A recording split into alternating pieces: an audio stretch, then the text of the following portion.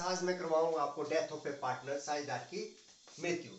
किसी साझेदार की मृत्यु होने पर साझेदारी जो अनुबंध है वो भंग हो जाता है, साझेदारी समाप्त हो जाती है, जबकि फर्म जो है, जो शेष साझेदार हैं, उसको उस व्यवसाय को चलाते रहते हैं। जहाँ तक अकाउंटिंग ट्रीटमेंट की बात है, there is no change in accounting at the time of retirement और डेथ। मैंने बताया था आपको पहले ही कि अगर किसी साझेदार कोई अवकाश ग्रहण करता है या उसकी मृत्यु हो जाती है तो साझेदारी जो अकाउंटिंग ट्रीटमेंट की जाती है साझेदारी व्यवसाय में, उसमें कोई परिवर्तन नहीं है, ठीक उसी तरह से होती है जैसे कि रिटायरमेंट के वक्त होता है।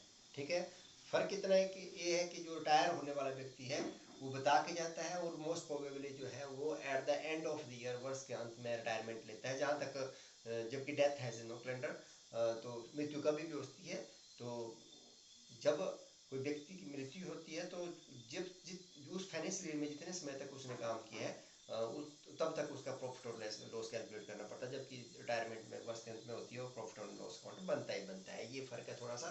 बाकी जहाँ तक जो मृतक साझेदार है उसको कितनी राशि का भुगतान किया जाएगा, क्योंकि उसने फर्म में काम किया है तो फर्म में अब तक उसने जो काम किया तो वहाँ पे उसकी पूंजी भी होगी और बाकी चीज़ें भी जो उसको ड्यू होती हैं उसको मिलती है। उसके लिए हम डिजीज पार्टनर कैपिटल अकाउंट बनाते हैं, मृतक साझेदार का पूंजी खाता बनाया जाता है। उस पूंजी खाते में जो क्रेडिट बैलेंस होता है वही उसको देय राशि मानी जाती है। और आपको पता है पार्टनर कैपिटल अकाउंट में जो होता है वो साझेदार की पूंजी होती है, उसका बैलेंस होता है जो ओपनिंग बैलेंस होगा, उसके साथ ही पूंजी पर ब्याज उसको दी जाता है, इंटरेस्ट और capital account debit to deceased partner capital account. इसी तरह से पार्टनर सैलरी और कमीशन अगर ड्यू है उसको देना है लेकिन नहीं दिया है तो उसके पूंजी खाते में ट्रांसफ़र किया जाएगा। इसी तरह से जो फर्म की ख्याति है उसमें भी उसका हिस्सा है, उसने काम किया है तो उसमें भी उसका हिस्सा है, उसके हिस्से की गुडविल उसको दी जाएगी। ज्वाइंट लाइफ पॉलिसी रखी है और उसकी मृत्यु होती है तो ज्वाइंट लाइफ पॉलिसी का पूरा पैसा मिलता है, उसके लिए मैंने आपको एडजस्टमेंट एंट्री बताई है।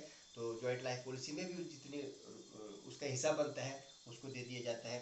रिवैल्यूएशन अकाउंट रिवैल्यूएशन करेंगे जब एसेट लायबिलिटी का टाइम ऑफ डेथ, तो वैसे ही करते हैं जैसे कि रिटायरमेंट और एडमिनिस्ट्रेशन को करते हैं। तो उसका जो प्रॉफिट होता है वो भी उसके पूंजी खाते में ट्रांसफर किया जाता है, पूंजी खाते में क्रेडिट किया जाता है। इसी तरह से अगर कोई रिजर्व क्रिएट किया गया है या कोई अनडिस्ट्रीब्यूटेड प्रॉफिट है जो उसके प्रॉफिट में उसका से ट्रांसफर किया होगा हिस्सा, तो उसके हिस्से का जो प्रॉफिट और अनडिस्ट्रीब्यूटेड प्रॉफिट या रिजर्व वगैरह है वो भी उसके पूंजी खाते के क्रेडिट बॉक्स में ट्रांसफर किया जाएगा।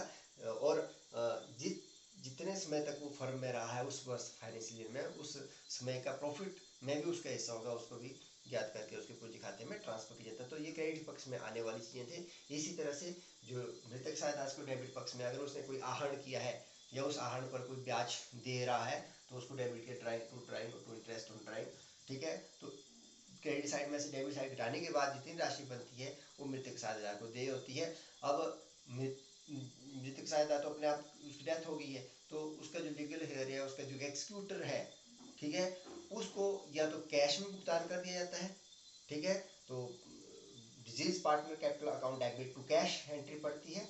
अगर नगद नहीं दिया है तो उसका ऋण खाता खोला जाता है, जो disease partners executors loan account खोला जाता है, तो उसके ऋण खाते में भी वो ट्रांसफ़र की जाती है राशि और उसका भुगतान किस्तों में किया जाता है जब तक कि पूरा भुगतान नहीं होता है। और तब तक उसको as per company sorry partnership act section 37 जो है उसको 6% ब्याज जो है तब तक दिया जाएगा जब तक कि पूरा भुगतान नहीं किया जाता है। और उसके लिए एंट्री पड़ती है deceased partners capital account debit to deceased partners executors loan account, उसके लोन ऋण खाते में राशि ट्रांसफर कर दी जाती है।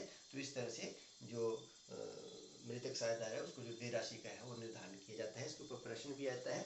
साथ ही इसके बाद मैं आपको बताऊंगा कि कौन कौन सी विधि हैं जब वो काम कर रहा था तो जितने वर्ष समय तक उसने काम किया उसके प्रॉफिट और लॉस कैसे कैलकुलेट किया जाए, प्रॉफिट एंड लॉस अकाउंट, उसके बारे में आपको नेक्स्ट लेक्चर में बताता हूँ।